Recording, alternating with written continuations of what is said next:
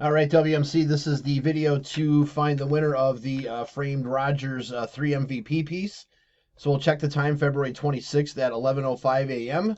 Going to go over to the Raz and type live. We have February 26th at 11:05 a.m.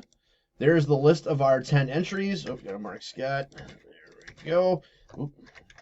There's our 10 entries. We're just going to randomize your names, and then whoever's on top after the final roll is our winner.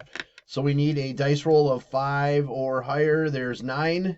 All right, 9 times. Here we go. 1, 2, 3, 4, 5, 6, 7, 8. Last and final. Here we go. Good luck. It is Scotty. Spot 7 is your winner.